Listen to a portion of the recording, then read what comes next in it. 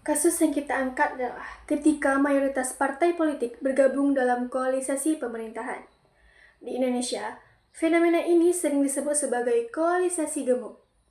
Setelah pemilu 2024, kita menyaksikan bagaimana hampir semua partai politik besar berada dalam satu barisan pendukung pemerintahan, menyisakan ruang yang sangat sempit bagi oposisi di parlemen.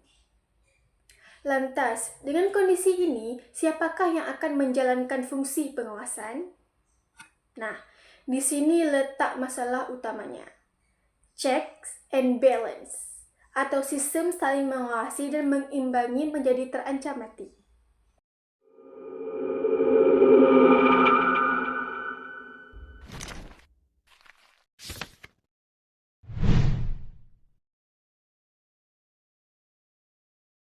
Untuk memahami mengapa ini berbahaya, mari kita lihat dari kacamata teori Robert A. Dahl, seorang ilmuwan politik terkemuka. Berpendapat bahwa ciri utama demokrasi adalah poliarki, yaitu partisipasi politik dan haknya untuk mengajukan oposisi. Tanpa oposisi, pemerintah kehilangan responsivitasnya terhadap referensi warganya. Dalam bahasa yang lebih sederhana, tanpa oposisi, pemerintah bisa menjadi tuli terhadap rakyat. Teori check and balance yang dipopulerkan oleh Montesquieu juga mengajarkan bahwa kekuasaan harus dibagi dan dijaga agar tidak absolut. Fungsi oposisi adalah salah satu pilar penting dari check and balance itu sendiri. Sejarah Indonesia punya cerita kelam tentang ini. Di masa demokrasi terpimpin tahun 1959 sampai 1966, Soekarno membubarkan partai-partai kritis dan mencabut akar-akar oposisi. Begitu pula pada Orde Baru, Soeharto melakukan pemberangusan sistematis terhadap siapapun yang berpotensi menjadi lawan. Reformasi hadir untuk mengakhiri semua itu.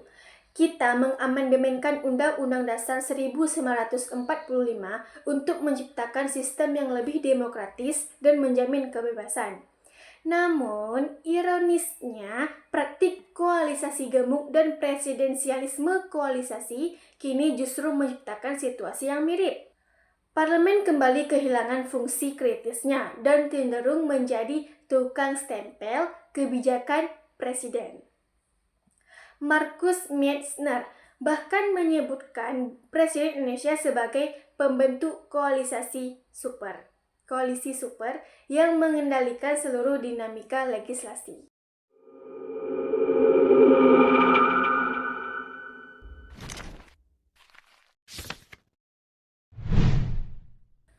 Lantas, apa dampak bagi kita semua? Ada 3 risiko besar yang mengancam. Nah, yang pertama, ancaman kembali otoritarianisme tanpa kontrol yang efektif. Kekuasaan eksekutif cenderung absolut. Kita mungkin terjebak dalam demokrasi artifisial, di mana prosedur pemilu tetap ada, tapi rakyat kehilangan suara nyata dalam pengambilan keputusan.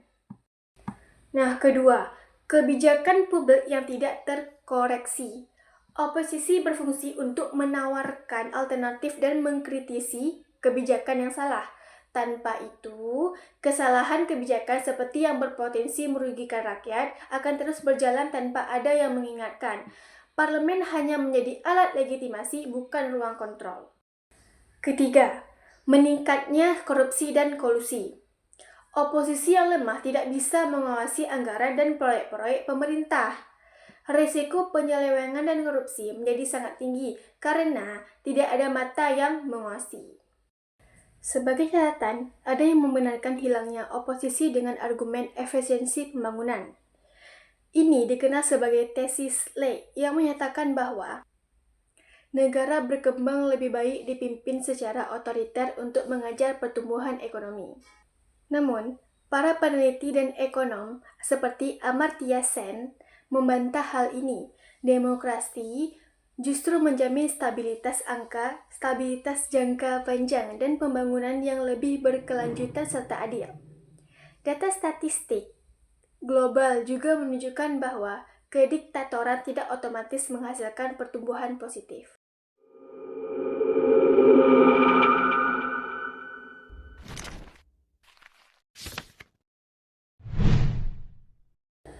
Fenomena punahnya oposisi adalah alarm bagi demokrasi kita.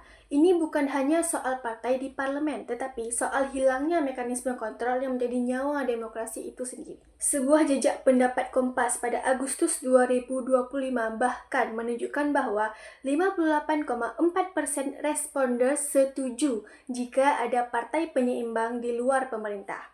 Hal ini menunjukkan bahwa kesadaran publik akan pentingnya check and balance justru sangat tinggi. Ada 3 hal yang bisa kita lakukan bersama. Yang pertama, penguatan parlemen, yaitu kita perlu mendorong DPR untuk merebut kembali peran penguasaan dan mengurangi ketergantungan pada eksekutif. Yang kedua, reformasi sistem pemilu. Desain konstitusional yang mendorong koalisi besar perlu dievaluasi agar ada ruang yang lebih adil bagi kompetisi ide dan penguasa. Nah, yang ketiga, masyarakat sipil yang aktif. Jika parlemen diam, publik harus bergerak. Kita harus kritis dan menghidupkan kembali peran masyarakat sebagai penguasaan kekuasaan. Demokrasi bukanlah hadiah, tapi tugas yang harus dijaga bersama setiap hari. Jangan biarkan ruang kritik dan kontrol mati di negeri ini. Jaga demokrasi, hidupkan checks and balance.